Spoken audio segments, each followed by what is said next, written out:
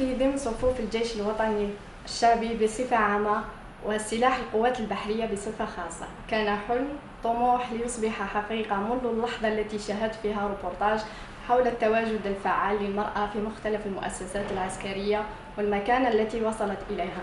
في تلك اللحظة قررت وطبعا بتشجيع من العائلة أن نكون فرد عسكري خادم لوطني.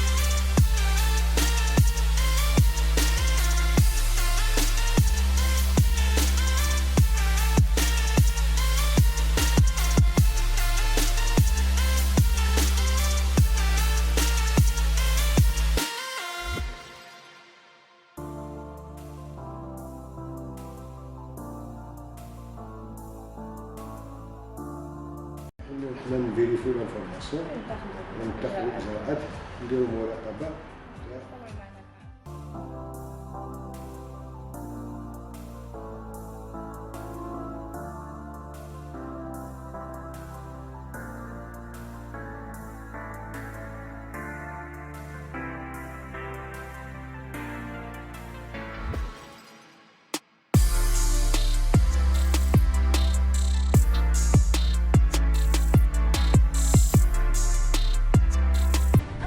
المرأة في صفوف الجيش الوطني الشعبي يطغى عليه الطابع الميداني، واستطاعت أن تقتحم مجالات وميادين كانت حكرا على الرجل، وهذا طبعا بفضل القيادة العليا للجيش الوطني الشعبي التي أتاحت لنا الفرصة لذلك.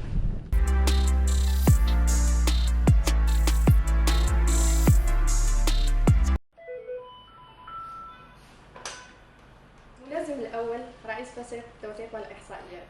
احترامات متبادلة.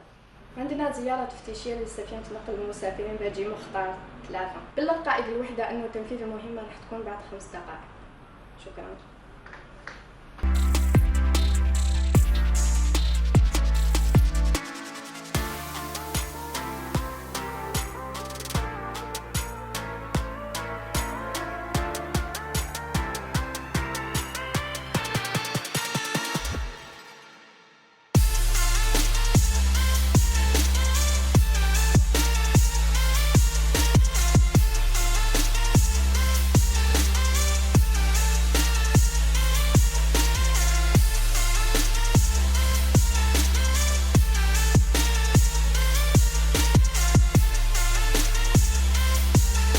نحن الآن متوجهون إلى مكان وصول سفينة نقل مسافرين باجي مختار 3 للقيام بزيارة تفتيشية إضافية لها. في كل مرة أقوم بمهمة زيارة تفتيشية على متن السفن التجارية خاصة أكتسب العديد من المعارف والخبرات في الميدان البحري، مما يجعلني دائما على أتم الاستعداد للقيام بالمهام الموكلة إلي على أتم وجه.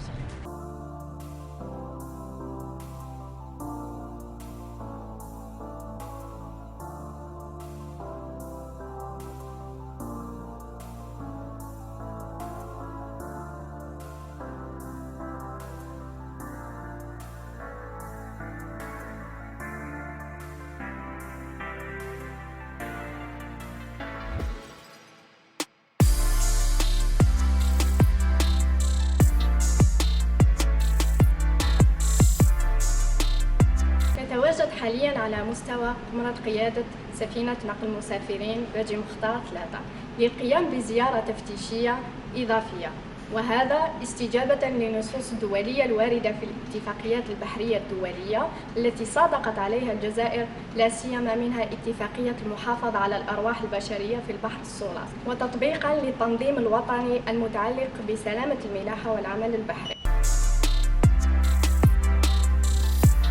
حالياً أعمل مع الملازم الأول رئيس فصيلة العمل البحري، ضابط كفؤ متميز مثال للانضباط والالتزام، محبة لعملها ومثابرة. عملي معها يسوده الاحترام المتبادل والتقدير.